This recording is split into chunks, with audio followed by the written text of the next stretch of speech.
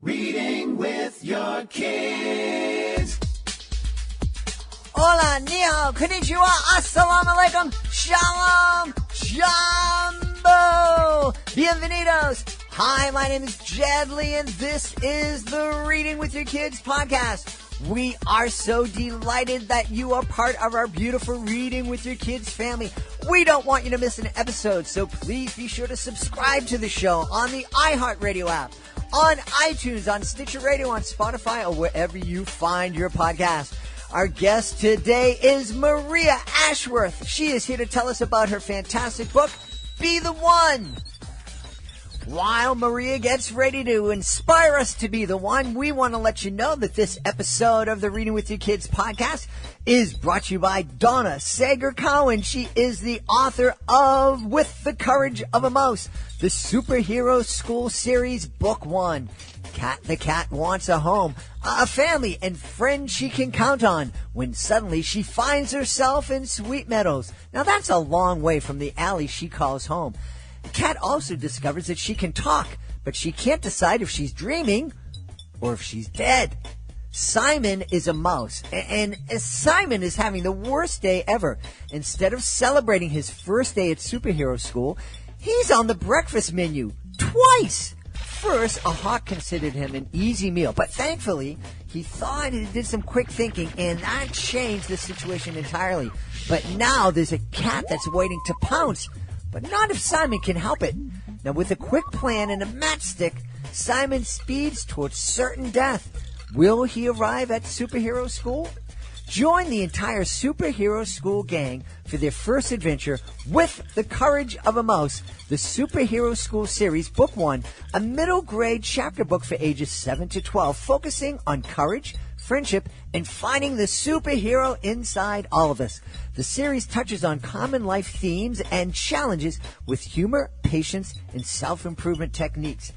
The Superhero School Book 1 with the Courage of a Mouse by Donna Sager-Cowan. Available wherever books are sold. This episode is also brought to you by I Can Handle It by Laurie Wright. You know, if you spend any time around kids these days, you may have noticed that many of them don't realize just how very capable they are. And now that's because many children haven't had practice solving their own problems. We've talked about that a lot here in the podcast, how some kids are just wrapped in bubble wrap by their parents because parents, they just don't want their kids to feel any sadness or any disappointment or any failures. And as a result, many kids don't have the confidence that they're going to be able to solve their own problems. Kids need to know that they are quite capable of handling situations that they're going to encounter in everyday life and that they're capable of handling the emotions that come from those situations. Now, practicing handling their problems is essential for achieving success in the real world. Now, we're talking about problems that every kid experiences, like missing shoes, having to turn the TV off, wanting a pet, or even making a mistake. Kids learn best through repetition, and after reading this book and hearing the mantra, I can handle it, over and over, they will identify with the child in the story. They will realize that they are just like him, and they will declare to all to hear that they can handle it. You can learn more about I Can Handle It by Laurie Wright at lauriewriter.com. This episode of the podcast is also brought to you by Familius Publishing. Familius, they've been such an important friend to the show. We love Familius Publishing. We love their books. We've had so many authors on. Brad Berger of the writer of the Big Book of Family Games. We've had Dr. John DeGarmo, a little book of foster care wisdom. We had the illustrator of a new version of Robert Frost's Road Not Taken, Vivian Miniker. She was on the show. We also had the publisher, the founder of Familius Publishing, Christopher Robin, on the show. Now he's been in the book publishing business for over 20 years. When he was on the show, I asked him what inspired him to create Familius Publishing. And he said, I believe that everyone wants to have a happy family. No one has ever said that they didn't want one. So I founded Familius with the intent of helping families to be happier. And that's what our books do. They help families be happier. Now, Familius, they create books, they publish books that invite families to live the Familius 9 habits of happy family life. Love together, play together, learn together, work together, talk together, heal together, read together, eat together, and of course, laugh together. Now, I absolutely encourage you to go to their website, Familius.com, sign up for their newsletter. It's really cool. The website is amazing, and you're going to get an idea of just how amazing their books are. You also want to follow them on Instagram at Familius Talk, and that way you can learn more about their titles and stay up to date on all the latest releases. Joining us on the line right now from Richmond in Texas, she is the author of a great new book called Be the One, published by her publishing company, Big Belly Book Company. Please welcome to the show, Maria Ashworth. Maria, how are you?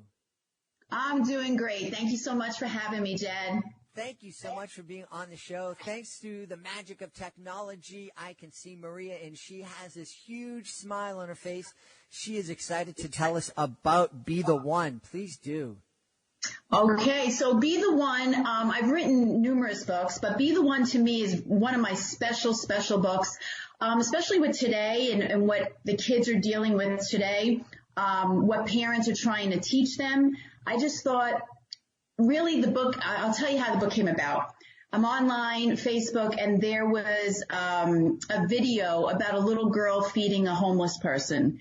And I was like, how special is that? And so, I said, what about first to start off, be the person, be that person. And I was like, And then I kind of threw some other ideas. I was like, be the one. Yeah. Be the one that shows respect. Be the one that feeds the homeless. Be the one that says, I'm sorry. I wanted the book to get kids thinking, but also start a conversation between parent and child. Some things that kids don't think about. Mom, why is the little girl, offering her seat to a mama and a baby? That's the thing. Those are the things that we're missing today, to think about others instead of just about ourselves, especially with this electronic world. We're very internalized. We think a lot about ourselves and not about what's at the outside, looking at the outside. How can we make a change? There is each page tells a child how to be the one. And I think even for adults, it's important for us also. I just read it for the first time in Niagara Falls. I was just visiting Niagara Falls in March. And the teachers were just in awe because it's like, that's what we're trying to do to, instill in our kids today. So she said this would just make great graduation gifts for kids that are going off into the world and continue to be the one. Be the one to make a difference in this world. And in the back of the book, it has like a little keepsake of the children to make a pledge to be the one and make a change for this world, to make it a better place. You're absolutely right. When I'm doing my educational magic shows, one of the things that people want me to do is to talk about bullying and to teach kids that it's wrong to be a bully and don't be a bully. And if you're being bullied, say something. But as I've been doing this show now since 2003 and doing a lot of research, one of the things that I have come to understand is that the most effective way for a school to deal with bullying is to teach the kids who aren't being bullies, to teach the kids who aren't being targeted, to be the one, to stand up and to say something and to help out. Very much so. Very much so. I am very proud of this book, and I'm just going to boast it myself. I could just see it as an award winner. I think for every school, instead of, starting off with the bully, start off with being the one, and then you can veer off into the bullying. But be the one. Make it a whole year event where kids have to try to be the one. And, I saw Johnny, be the one when he shared his lunch. There's just certain aspects that you can really benefit from this, as a whole. I agree. I think that there's, for some reason, some of the things that were just natural when I was growing up in terms of being helpful to others has kind of gone away. That whole thing about giving up your seat. When I was a kid, it was kind of just drilled into me. Oh, you see a lady get on the bus, give up your seat. And I understand that, not, a lot of reasons for gender equality but if you see an older elderly woman with a cane who's struggling, or an elderly man, why don't you get up and let that person have a break? Right. When you see a woman or a man struggling with 3 or 4 kids and some groceries, stand up and let the person have a seat. It just blows my mind. Right. And the last 2 pages of the book, to me, just it says so much to me. So I was like, aha! I had the aha moment. So the parents at the end says, "Be the one we're proud of," and then the next page goes, "Better yet, be the one you're proud of." And that's it's not about the outside. It's about how you perceive yourself and how you want others to perceive you.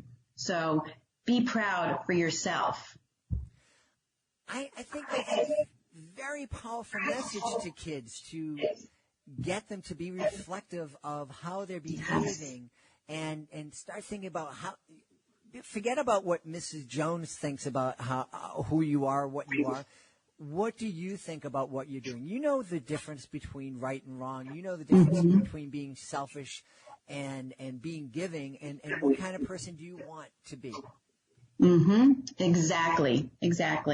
And there is one in there, how we're all on our cell phones. Be the one to be different. And there's all these kids are with their cell phones and a little girl's reading. And then one little girl, is wearing a witch's costume and everyone else is a princess. So be the one to be different. Don't follow the norm. I just absolutely love the book. I'm so in love with it. It's one of my favorites. Well, you certainly can tell the pride that you have in the book by just the passion in your voice as you're speaking to us about it. Yes. I'm just so in love with it. And I feel it could just be very inspiring for all. So. What kind of reactions are you getting from kids who have read the book? I do story time for many venues, and the parents are just like, oh my gosh, we so need that, and the kids are very attentive to it, looking at the pictures. They're very colorful. And so even at my school events, how can you be the one? Be the one that, and the kid will say, I'll be the one to show kindness, be the one. And so just inspires brainstorming and great reaction. It's great reaction. Needs more press like we're doing now, but great reaction. You're talking about the kids making suggestions as to how they can be the one. I do similar kind of things in my educational magic shows and asking kids what they're grateful for. And, when I first came up with that idea, and maybe some folks talked to you about this, so many people said to me, oh, you're going to ask kids at a show, at a big assembly, to get up and to, answer question what they're grateful for. My goodness, you're with middle school kids. Just imagine what they're going to be grateful for. It could be totally inappropriate. And I've been doing it now for over a decade. Thousands of kids. There's been one kid who said something, and it wasn't really inappropriate. It was just kind of dumb. And as soon as he said it, he felt dumb. Right. And we fixed it, so it felt okay. Has any of the suggestions to be the one, have any of the things that the kids suggested surprised you? Like, oh, that's a fantastic idea. I hadn't thought of that. Yes, there was. And I was like, I love that. And I can't remember what it is off the top of my head, but there was a lot of repetitive from the book. But then I remember 1 or 2 kids coming up with something amazing. And I was like, I did not think of that. And I'm going to put that. It might be on my website, because I told them whatever they were saying, I'm going to take it. I'm going to put it on my website, because that's the plan. I want them to send Big Belly Book Company and myself what they are going to be the one at. And I was going to put it on my site, because I think I've come up with 28, but, and then I just put on my social media, I probably did another 30. And I'm sure there's plenty more out there on how to be the one. And I want to hear it. Now, are you looking to make Be the One the first in a series? It's funny you say that because I said, be the hero. And the hero could be many things. And the hero is not only about, let's say, going to war and you win a whole bunch of medals, even though that is grand. That's a grand gesture. But you can be a hero just by taking care of someone in need. You can be the hero by your vet has taken care of your dog. That's a hero. Mom and dad are heroes. Everyone could be a hero. Mm-hmm, mm-hmm. Yeah, so. Absolutely. That the kid who goes over and invites the kid who's always excluded to join in. Yes. Fantastic. Yes. Yep. How did you get into writing children's books? I had divorced in 2006, and I was getting remarried. My daughter did not want stepbrothers coming to live with her. And I said, okay. So I went to the library as, a teacher does, and trying to find the book that would help transition children into two families to one. Zero out there. So I wrote a story. And I've always loved writing, but I wrote a story, which was done in rhyme, and I read it to her and my husband, and she's like, Mom, I love it. It's fantastic. And I was like, really? She's like, yeah. And so then I started taking it seriously. And in 2009 started a critique group and went into SCBWI and just really took it seriously. It took me a long time to get it done. I did have an agent. I had an agent for 2.5 years. She was promoting 2 other books. So step 1, step 2, step 3, and 4 was on the back burner as far as the blended family book. Then I no longer had my agent. I said, you know what? I'm going to take charge of what I'm doing. So I did step 1, step 2, step 3, and 4, got my illustrator, did all the formatting, did everything I needed to do. I was on Fox News in my area. I got on NPR, biggest newspaper, Houston Chronicle for it. And I'm going to tell you, it's my hottest seller, the hottest seller. I have like 8 books out, and that's my hottest one. Granted, 60% of families are divorced, but there is nothing out there that transitions from 2 families to one. There you have, I'm going to go to Dad's house today. I'm going to go, visit my dad. There is nothing about blending children. I do have another one that I'm getting done right now, and it's called Donuts for Dad. And I'm calling this a bonus series. Mm-hmm. My daughter would have to go Donuts for Dad in elementary school. And which dad do you take? Do you take biological dad or do you take, stepdad that you see 24 hours a day? You have to decide which one you're going to take. And I think that one is a pretty neat one also. So that's how I started. I did go the traditional route. I did have a small traditional publisher. Found out that, you know what, I'm best on my own. And that's what I've done. I've gone on my own. Now, what is the name of the book about the blended family? Because I don't think I caught that. Step 1, step 2, step 3, and 4. Okay. That's perfect. Mm-hmm. What other kind of books can we find from the Big Belly Book Company? I have Tommy James, which is a picture book series. Tommy James, The Littlest Cowboy in Wreckin'. The next one coming out is Tommy James meets Doodlin' Darla, and she's a graffiti artist cowgirl. I have Real Giraffes Wear High Heel Shoes. And by the way, the first Tommy James is about bullying. The second one is about finding your creative bag. What can you do? Graffiti artist cowgirl. What are you going to do with her? So that's interesting. Real Giraffes Wear High Heel Shoes is about leadership, being your own person. Caterpillar Forever about accepting change. Sushi Kitty is my middle grade novel, and that's about it's taken in 17th century Japan and deals with sushi and a girl that wants to become a sushi chef in the 17th century, which doesn't happen. My Big Tree is a concept picture book. I have Two Fists that's coming out. It's a beaver with no teeth. He's born with no teeth. What else do I have out? Smelly Cat. Smelly Cat is not a Phoebe take. It is about a dog that doesn't want another child, like an adopted child, to come to live in the same house. I'm trying to think what else I have out there. Let me see my card. Oh, Aggie Lou, I absolutely love. It's about unconditional love. And because I am an independent publisher, I have taken on some other authors. I was not planning to, but I have. And I have Ann Hill for sale. I have Little Lena and the Big Table. I have a book with no title. And I'm just really impressed with my authors, my illustrators. So it's a little, I call it an empire. So the letter M for Maria, empire. Hopefully I'll be there one day. But for now, I'm just happy with what I'm doing and what I'm putting out. If it's not quality, it will not come out. It will not. Now, what would you say to, because you've just described a journey that would terrify a lot of people.